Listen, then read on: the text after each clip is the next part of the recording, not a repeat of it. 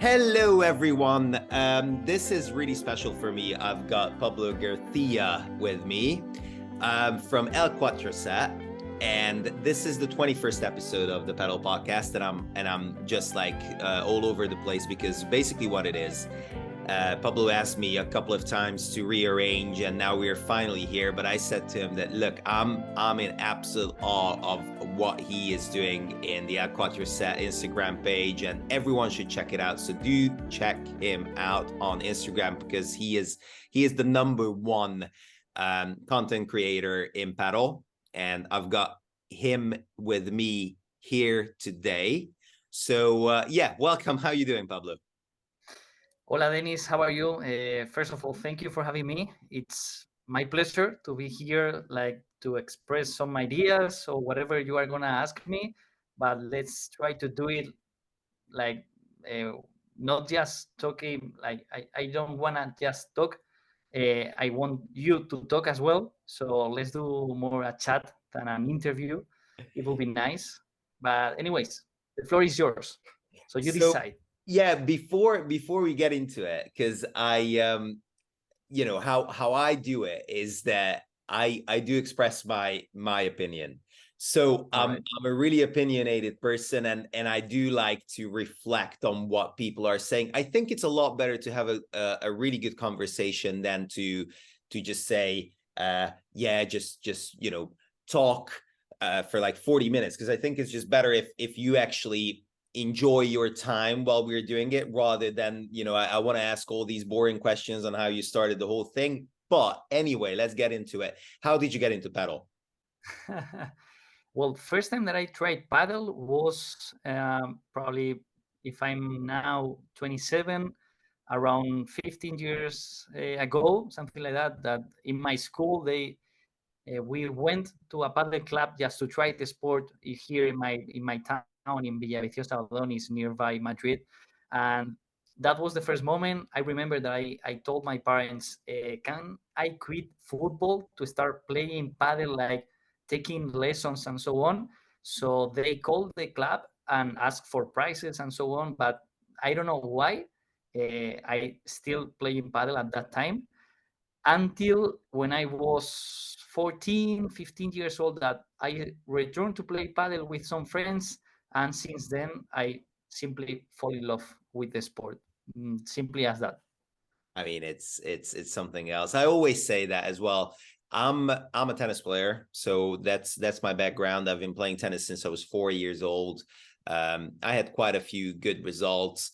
Nothing as major as I don't know if you're following tennis, but two of the Hungarian guys now won in Shanghai in the Masters 1000. I know both of them personally, and both of them are really great people. And it's I know that you do know the paddle players, but we'll get into that one because they are a lot more approachable than the tennis players. But I think in general as well, paddle is a lot more approachable sport still than tennis, and I really do hope that it's not going to change, because there's a couple of guys, and when I say that maybe Coelho, Tapia, LeBron, and Galan are not as approachable, am I right on thinking that?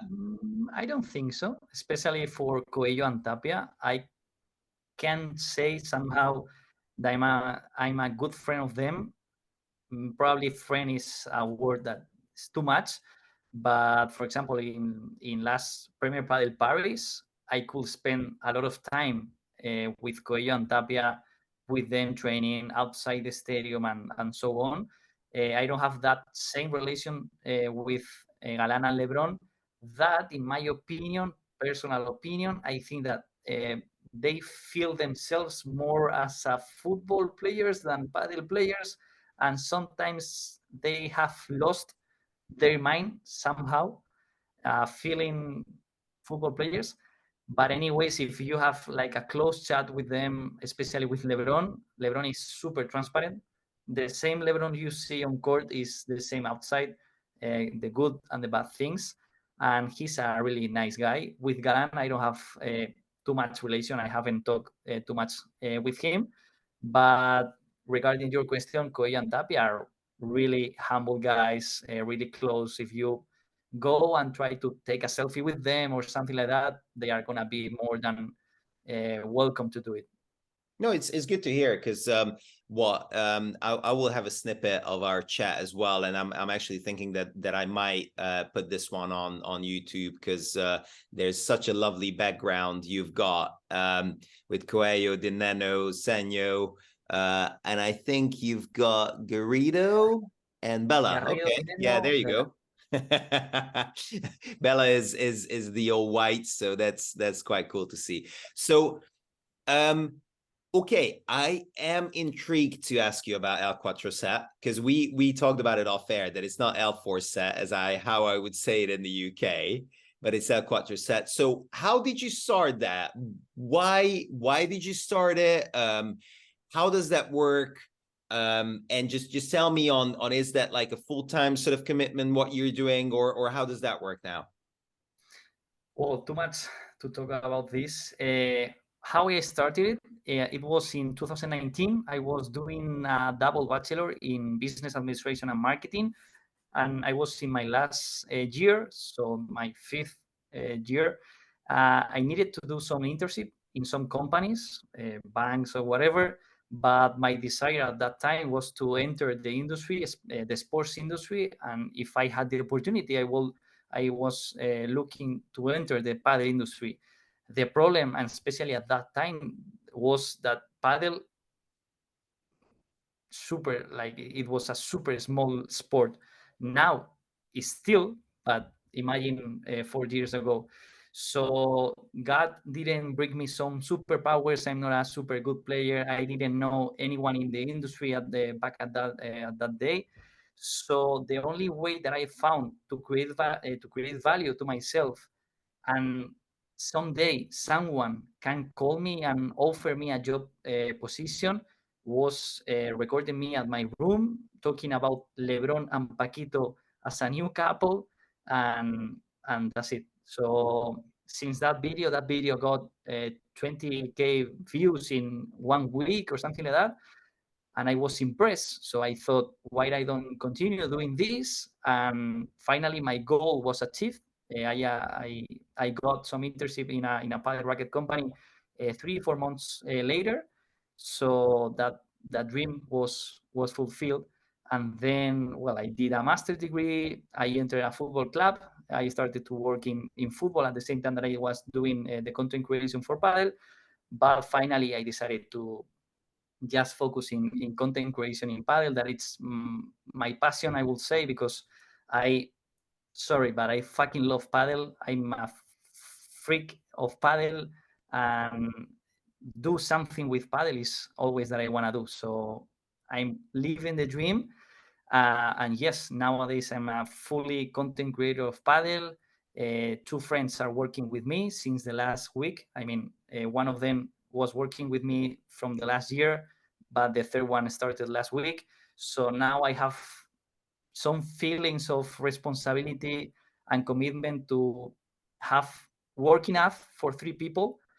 So ideas needs to come up from my mind to be responsible and have work for all of us.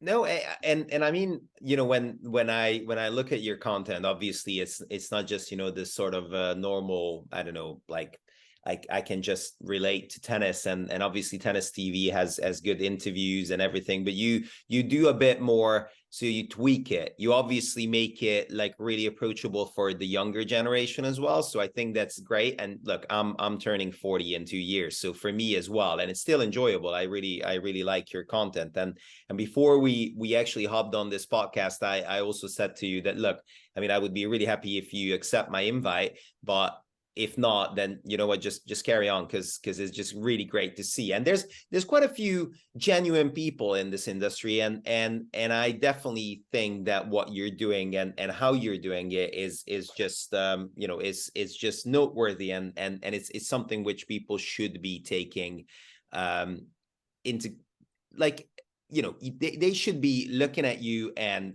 saying, okay, this could be done this way. That's great. And okay, what is the sport in the first place anyway? And I think Now that it's gaining a lot more ground, and now that, you know, these guys, and we talked about, and I think in a way LeBron and Galan are a bit special because they have Red Bull behind them. And obviously Red Bull is such a massive company that, you know, you sort of believe that, okay, I've made it. And with Coelho and Tapia, and I didn't want to bring them up because I've heard, I just heard rumors that they might not be as approachable, or they are like this new generation. But I'm really happy that you actually said they aren't, because how I see now Padel, and I had an episode on talking about Coelho because I think he's a cheat code. So you know, he's just ridiculously talented. But when you look at like Tapia as well, the same, but just, you know, he's more like a prototypical paddle player. So he's, I don't know, he's like around 180 centimeters tall, you know, or 175 or something. So he's like, you know, this really agile, really quick guy who can like jump up to the sky and everything. But Coelho is different. Coelho is like Holland, isn't he? So long story short, it's great that you, I mean, I'm really intrigued to know which paddle racket company you worked for, and I'm also quite intrigued to know which football club did you work for. Well, the paddle racket brand that I used to work with is called Hook. Probably you don't know it. It's I do super know it. small. I do know it. Um, I don't know if the people who are hearing us is the brand that is sponsoring Mariano Amat, the ex coach for LeBron and Galan since 2 weeks ago or something like that. But on the professional tour, they don't have any more player, coach, something like that. So it's quite small here in Spain. I used to work in marketing and product development, but I mean, it was for just 1 year, something like that. Quite interesting part of my life, the beginning of my paddle side. But then I jumped on Real Madrid, the football club. I did my internship there. I used to work for 3 months, something like that. It was pretty nice, pretty amazing to be in Valdebebas, in Ciudad Deportiva, like the offices where the players training and so on. So I was working in partnerships, and it's funny because I was in the fourth floor of the offices, and the building just has 5 in total. So the floor above me, it was the presidential offices and so on. So Florentino Perez, not every day, but some days was there working with Jose Angel Sanchez, the CEO of Real Madrid, and so it was nice. But every Monday or every Thursday after La Liga match or Champions League match, I was the only one at the office that was not hype about the match that just happened, and I was more hype about the World Padel Tour Amsterdam or whatever. So I wanted to talk more about Padel and LeBron or Paquito, whatever, than Vinicius, Benzema, or any other football player. So I yeah, absolutely love it. I think you were literally living the dream of 99% of I know. sports loving people, and you still felt like, you know what? I think I'll just start my own thing. I absolutely love it. It's just Let great. me say, Dennis, that Real Madrid in the sports industry for me is like Apple. Is Yeah. like the super top brand, but at the end, it's a company. I mean, uh, I was doing a thing, and I had I don't know how many people above me, and then those people have another I don't know how many people above them. So at the end, it's super nice to work in a sports company such as Real Madrid, but still it's a company. Still, you have so many things to do, but in a really tiny desk or whatever you want to call it, and that's not my type of work that I want to do. I don't like to have bosses. I don't want to answer anyone. Like, I don't want to be guided by a guy. So that was not my job. No. I think look, if I've got so I was doing a tennis podcast before I started the Padel Podcast, and I don't know if you've heard about the tennis nerd.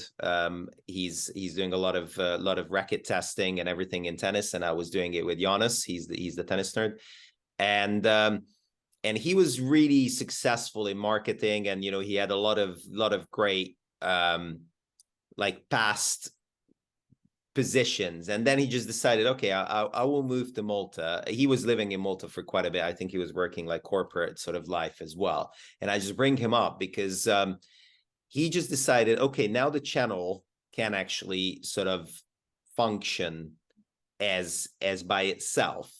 So I'll just try to concentrate on the channel. I've got some savings, I can definitely do that. And now he's creating 3-4 YouTube videos a week, and he has an own website. Obviously, he has a quite good following. It's not as good as yours, by the way. So he's and it's interesting because I think you're so niche within the padel industry as well, is that there are guys who do good job, and there's Son Gil, that Belgian guy who also does a lot of interesting content, although I would call him quite a funny guy in terms of like how he plays, because he looks like a rubber man. Like it's not composed at all. It's not something which you wanna learn when you start to play padel. It's a lot more like the Farquharsons and the Padel School, which is, I think, brilliant content. And now I don't know if you've seen, but they signed the contract, a sponsorship contract with Bull Padel. So all of a sudden they just have everything Bull Padel. The Padel School? Yeah. I didn't know it. Oh. Yeah. So back to the El4Set. So you started that 4 years ago, you said? 4 years, almost 5, because I started in February 2019. Okay. 4 years and a half. And when did you feel that? So obviously your video, what you've been talking about, which just brought out 20K clicks and followings and downloads. And when was like this big jump? When did you feel that, okay, now I can actually just solely focus on this one, leave my job, do this? Or you just sort of felt like, I'm still young. When you're young, you don't need as much money, so you're just like, okay, I'll just try my luck and we'll see where it leads. Yeah, it was the second option that you just mentioned. I mean, I'm here in Spain, in Madrid, so here our culture, our political situation is not the same than other European countries, especially if you go to the north, Sweden or the UK or whatever. But I mean, I'm still living with my parents. Back at that time, I was living with my parents, so I mean, I don't need money. So I could choose just to work for myself and try to find any kind of niche, and let's see what happens. So when my internship contract with Real Madrid finished, that was the moment that during 2 weeks, I tried to find a job, a standard job, a regular job. I tried to contact some professors from my master's degree, but no one contacted me back. So I thought, well, the only thing that I have is El4Set. What I don't focus just on that, and let's see what can I achieve with it. 2 weeks later that I took that decision, I did my first paddle trip thanks to the content creation site. So I went to Sweden with Javi Garrido, Juan Imieres, Juanma Rodriguez, the coach, and Gonzalo Rubio to Stockholm, to a club there that is Ultimate Padel, in my opinion, the best padel club in the world. And for me, that trip makes like an important step in not in my career or whatever you want to call it, but in my mind. Like, all right, this is gonna be unstoppable. I'm talking about the sport, and I want to be part of it. However, I can do it.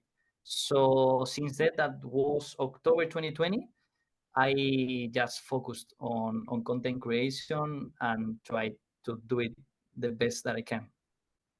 And it sort of just gradually grew. So that wasn't just like I don't know, 3 videos when it happened. No. So it just Gradually, yeah.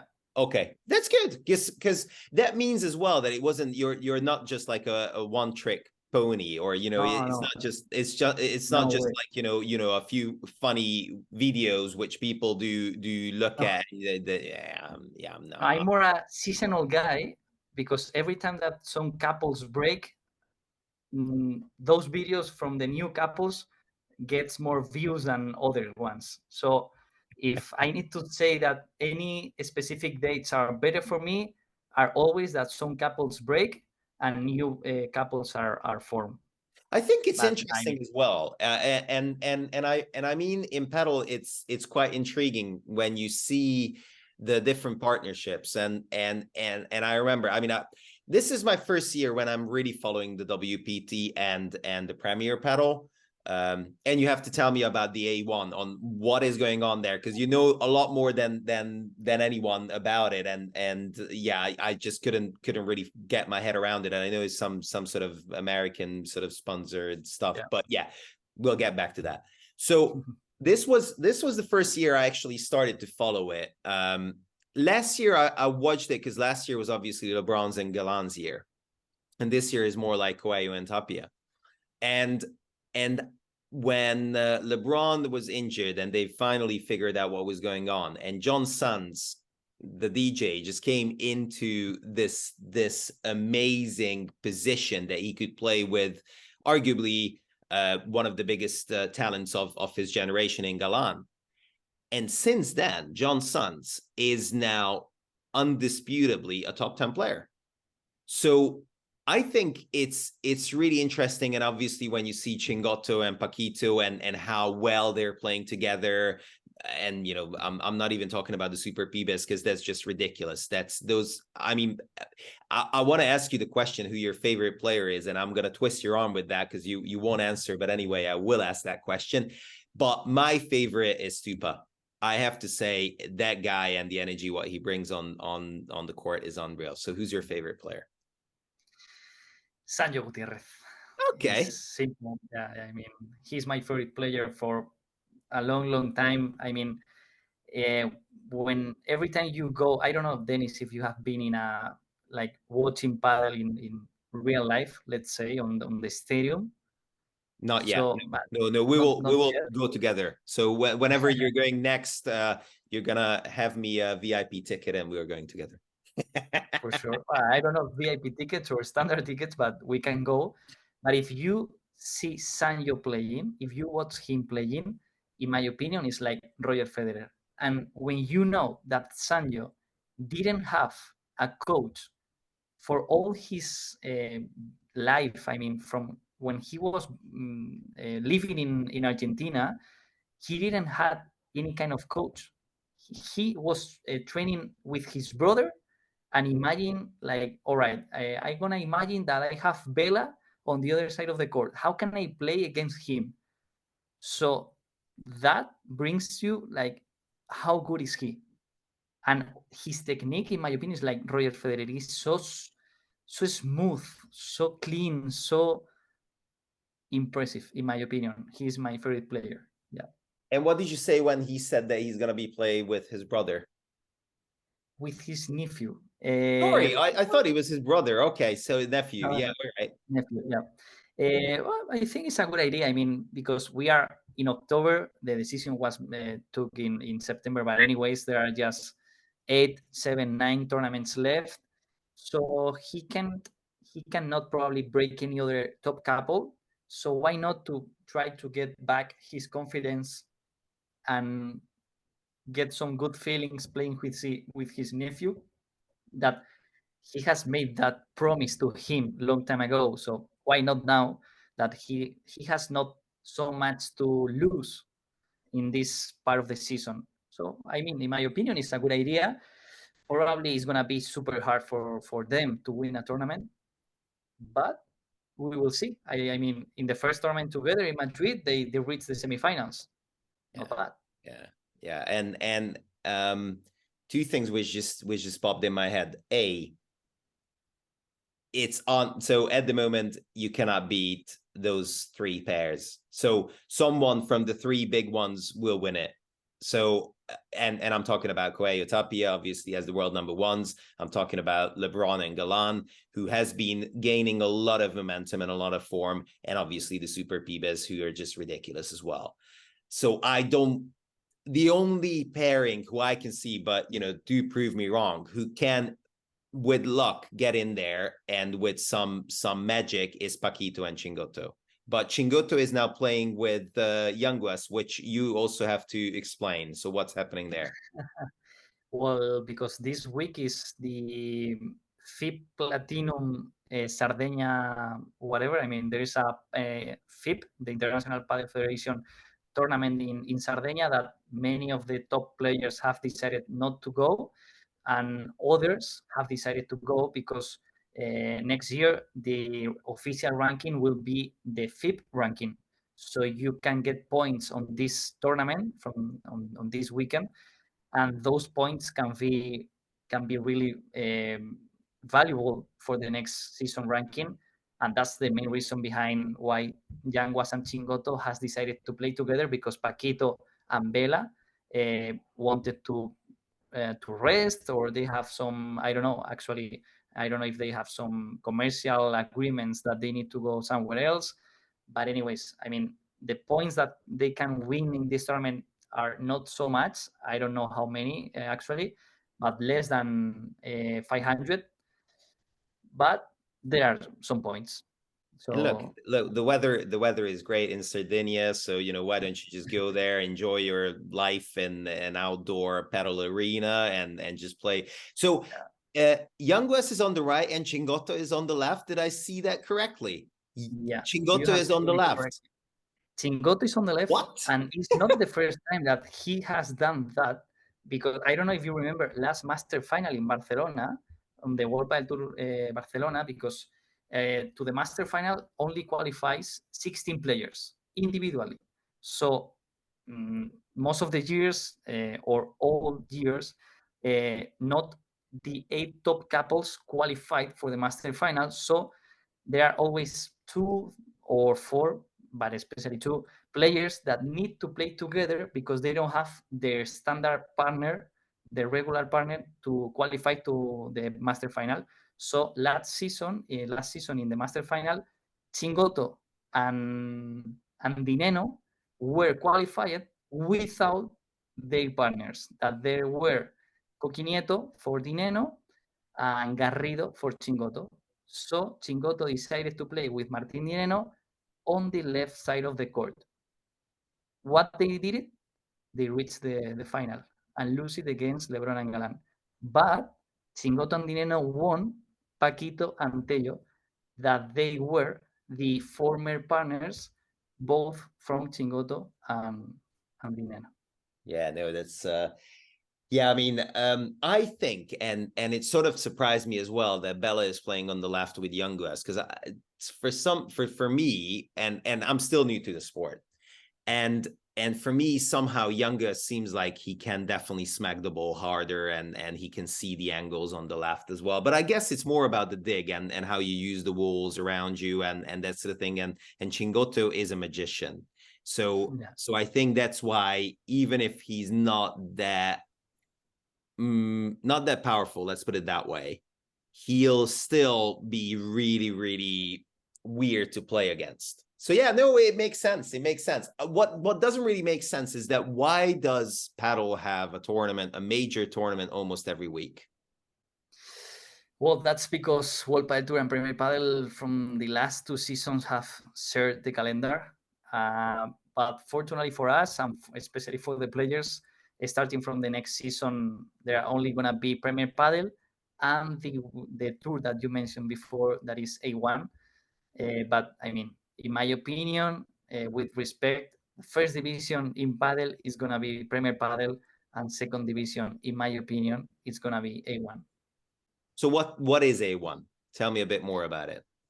All right. I don't know if you know who is Fabrice Pastor. Fabrice Pastor is a businessman from Monaco, from that little country in Europe, that obviously if you have born there, you have money. And especially if your last name is Pastor, the family of Fabrice has I don't know how many thousands flats on Monaco that they rent. So, I mean, imagine how much money has that guy have.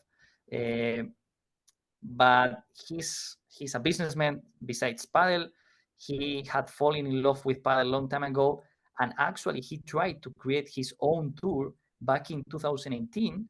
And some players decided to bet on him and play for him. Paquito, Lebron, many other players, but finally he didn't get as much players as he needed to create that tour. So World Padel Tour finally won that battle, and Fabrice Pastor just simply go away for that battle. But in 2020, he created the A1 focus with the focus on the Argentinian and the Latin American market. So for that reason, you can see more Argentinians, Paraguayans, or whoever from Latin America players are on that tournament. And I don't know if it was in February, March, something like that. One of the owners, one of the shareholders from New York Yankees, entered the shareholder as a shareholder of the A1. I don't know with how many shares, with how many percentage, but still he's a shareholder. And this week, actually, the A1 is gonna have a tournament in Central Park. So let's see. Yeah, no, it's good, and again, it's raising awareness, and that's what we want for now. Because obviously, you do see the bigger picture in Spain as well, but in Spain, it's massive. Paddle is one of the main things. It's the second most important and most popular sport after football. And we're talking about the nation which has Carlos Alcaraz and Rafa Nadal. Yeah. So it's just a strange thing to see, and I think it's down to the weather as well. And I wanted to ask, is there any indoor courts in Madrid and around Madrid? Plenty of them. I mean, okay. they are far way more popular than outdoor courts. I mean, because in Madrid, I don't know if you have been here, but we have a city of extreme weather. Like in summer, we have 42 degrees, 40, 38. I mean, you cannot be outside during almost the whole day. And in winter, here we have 5 degrees maximum in January. So it's not the best city in terms of weather compared to Malaga, Alicante, or the Canary Island, for example. Yeah, no, it makes sense. It makes sense because I just didn't know that, to be fair, that I've like Spain is one of my favorite countries in the world, I have to say, and I've been to the Costa del Sol numerous times, and it was great to see that. And look, there in the Costa del Sol, you're not gonna get indoor courts, not tennis nor paddle, and here I have to say I prefer in the UK as well. Even in the dry weather, I prefer indoor paddle. Which one do you prefer? Outdoor. Yeah, definitely. Okay. Actually, I have a match this evening, and I always try to convince my friends to play outdoors because I'm the only one who prefers play outdoors, but I fucking love to play under the sun with wind. For example, one of my favorite shots is the lob, like as much high as I can, and in every match I can do some por cuatros, like the ball with my lob, do some por cuatros, like the ball bounce and get out of the court from the back side of from the back glass. So I still love to play outdoors. I mean, for me, I've never seen that. I've never seen that. I have to, do you have a content on El4Set which actually shows that? Because I want to see it. Like, you know what? Please record it and send it to me because I want to see that happening. You need to believe me. I know, I do believe you. Know, it's just. I mean, I haven't seen that, and it's just so fun. Yeah. I mean, the lobs are one of my favorite shots as well because I'm as I'm coming from tennis for me, the top spin smash is still one of my favorite and biggest shots. But now I'm learning the bandeja. Obviously, I'm learning the vibra, and I'm trying these little things. What's your racket? I don't have. I mean, fortunately for me, I have many different rackets. So I can tell you that my last match I played with the Barleon of Yanguas, but for example, today I want to play with probably the Wilson Cupra edition that I really like the design and how it works. Are you sponsored by some brands? I'm still sponsored by Wilson until the end of the season. So let's see if then I'm gonna renew or not, if they are happy or not with our work. Oh, I mean, they would be interesting not to, but I'm pretty sure that you will get a phone call from Bull Pedal, because what they're doing with trying to get everyone under the same brand is just crazy. Where are they Dennis, based? I gotta say that with Bull Paddle, I have never talked in my life, and with Babolat, same. Those Really? are the two brands that I never talk with them, and You know it's why it's quite. funny? Because in the UK, Babola is really making waves. Like they sponsor a lot of guys and a lot of centers, and they try to be everywhere. So it's quite interesting that but look, I mean, you're Spanish. I mean, Bull Pedal is Spanish, but if I'm not mistaken, but Babola isn't. Babola is French. So I can see why that is happening. But for example, yeah, I've got a Varley and Avant in my bag, but I do actually play with the El Lobo. So I do play with his racket with the Babolat. But it Is depends your on, elbow okay, Dennis? yeah, 100%. But I'm a tennis player. That's why it was funny, because I grew up playing Babolat tennis rackets. So I had the pure drive. So the Moya, then the Roddick one, and the Roddick tennis racket. So the pure drive Roddick was literally the stiffest racket on the market. It had a flex index of like 74, when all the other rackets were like mid 60s stops. So yeah, and I'm still here. I'm still playing paddle daily almost when I can. Are you playing daily?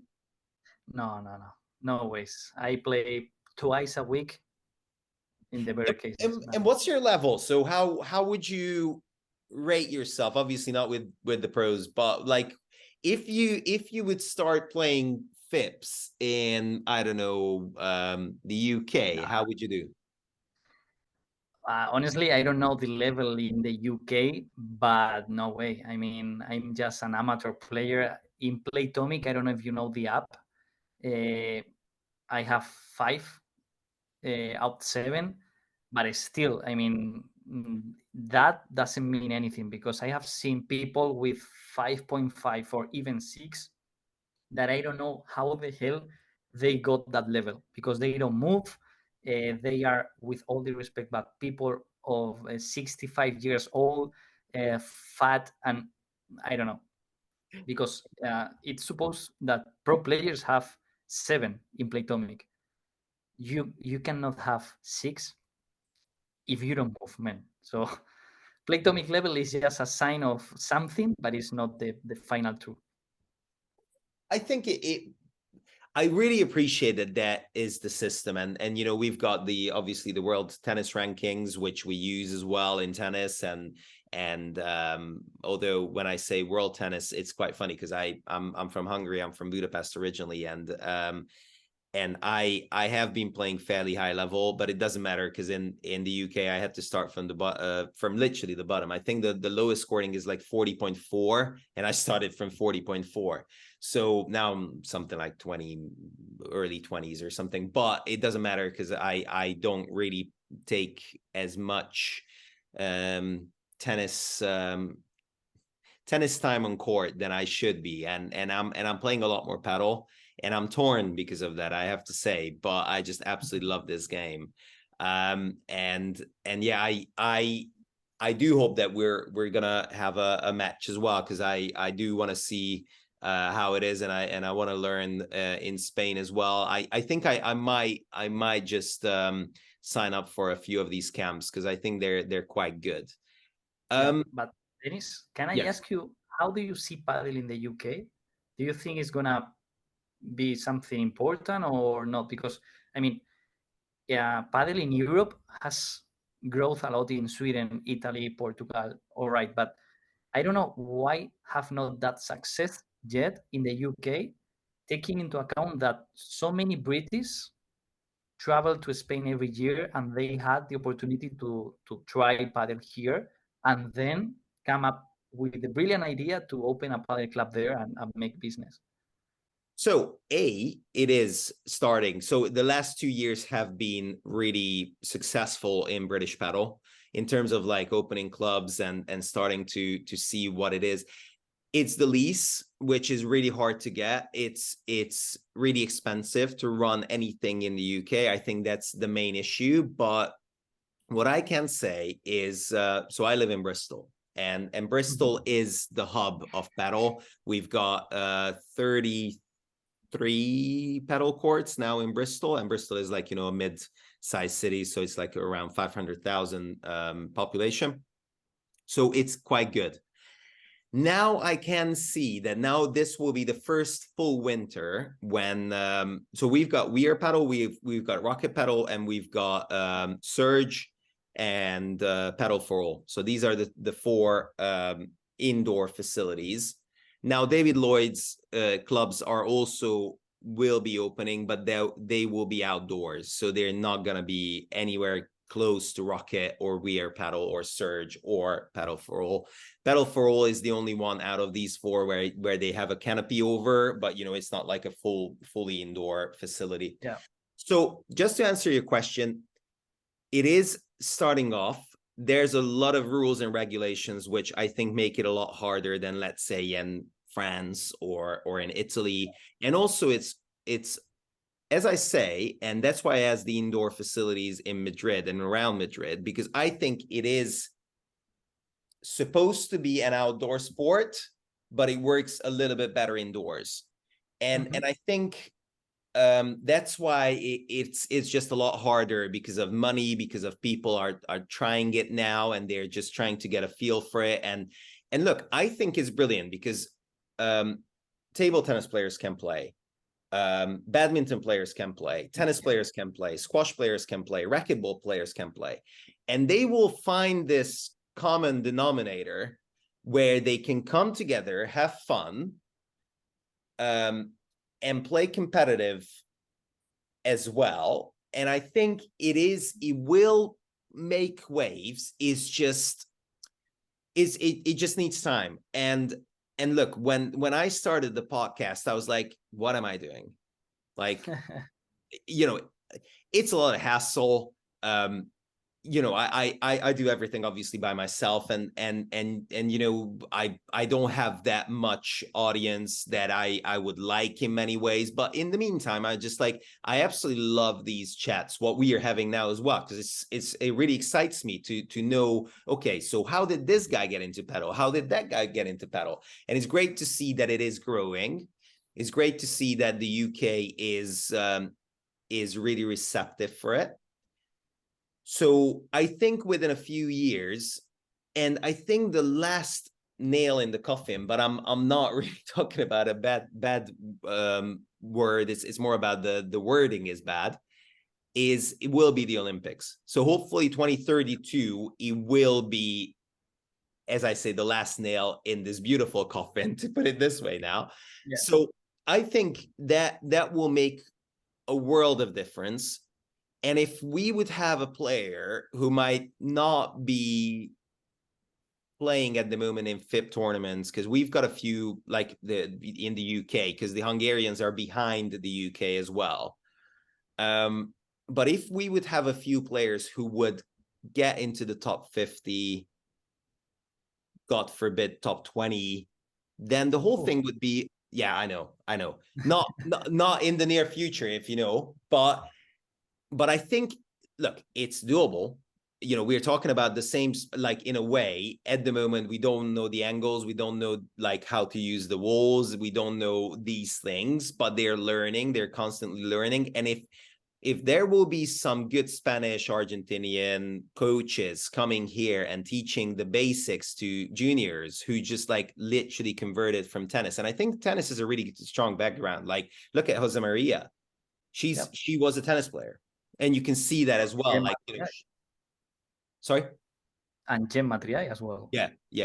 So, you know, that is something which we can look at as an example and say, okay, they literally picked up the sport 5 years ago and now they're top of the game. How did they do that? What are they doing differently? And I think padel really needs to be careful and not go down the same route as like tennis. So it needs to stay this approachable something, which is great that's that at the moment. And that's why I asked that question, because I know that like you know what, before I finish this thought, I thought when you said that you know the breakups and the new pairings, you're like the Fabrizio Romano of padel. I mean, not always, but I always think that I'm not gonna be the first to announce anything, because I would respect the timings of the players to announce their decisions. But since any newspaper account or whatever announce it, Straight away. that's door open for anyone else. So, and do they actually reach out to you and say, look, Pablo, this is happening, or you just see that somewhere and then you just communicate it, or it's both? both. I mean, depends a lot of the situation. Some players have talked to me like, Pablo, this is gonna happen in the next days or whatever. Can we do an interview, or are you gonna do something or whatever? And sometimes other times I just got the rumor or whatever from other sources, and then I talk with the player, are you gonna break with this, or what are you gonna do? And yeah or no. I mean, it depends a lot of the situation. Yeah. Tell me about your commentating career, because I've just you just the last two times when we couldn't record, you had to, and that's a great thing as well. And I hope we haven't talked about it, but I hope you got paid as well. That you were commentating on the WPT as a pundit. So how is that? Like, did they reach out, say that, look, we love your channel, would you come here to be the professional who commentates? Well, actually, it was thanks that I went to Copenhagen to the World Padel Tour Denmark. Then there I talked with Nacho Palencia. Nacho Palencia is the communication manager of the World Padel Tour. I knew him before, but I think that since that chat that I had with him, that nothing related to comment on World Padel Tour, but next week he text me on WhatsApp and, hey Pablo, you wanna comment this week on Marbella? I thought, hey, why not? I mean, I wanna try it. I always try to say yes, at least to try the experience, and then just got some insight from that and learn and try to be the best version of myself. But I like the experience. They like how I did it. Obviously, I'm not a coach. I'm not a professional player. I do it in my way somehow, like trying to give some insight from the players, some curious data, some whatever, or the way that I see padel. They like it. The feedback that I received from them and from the audience is not super bad, so I still want to do it both in Spanish and English. But as you can see, I'm not bilingual. I'm not super fluent in English. But anyways, I think I can speak somehow some English and try to defend myself on this British language. Come on, your English is perfect. Don't even go there. I know that you have an accent, but you know the accent, it makes it even more genuine. Yeah. You know, that's just great. So don't worry about it. Look, I'm conscious of time, and we sort of spoke about an hour. And I really want to have you back on the show with a bit more sort of detailed stuff, but there's a few more questions which I want to ask. Who's the funniest on tour? I will say Yanguas or Paquito. Yeah, I thought you will be saying Paquita because he looks like a people's person. But Yanguas, is he that funny? Boah, so much. I mean, last January, he invited me and my workmate to his house in Motril, close to Granada, where he was born. And I mean, we shared with him a full weekend. I mean, you don't have the idea how funny is Yanguas when you are close with him. I mean, every time that we see each other, I start crying in 5 minutes. I mean, Really? it's crazy. He's so Is funny. is their racket a bit different than what you can buy in the store? Yeah. From, I would say, 90% of the players, the rackets that they use is different. Okay, in what way? Oof, different ways. For example, one player that you just mentioned before, take a look on his grip, on his handle, the size of the grip. In my opinion, I haven't seized, but in my opinion, is longer than the one that you can buy in store, and you can see it super easy in a picture. That if he grabs the racket, his hand is like it's just a small piece of the grip. I mean, super easy to find it. The majority of the players change the rubber, the core, the foam. They put it a harder foam compared to the ones that is sold at the stores. So can I just assume that the guy who you mentioned might have some elbow problems for the same reason as I do? No, no. It's not that one. No, not that It's one. Okay, funnier. because I just It's a thought that funnier player. yeah. And so far you have yes, that was the last question. And let's put it, let's make this the last question, because I think it's a really good thing to know what El4Set is.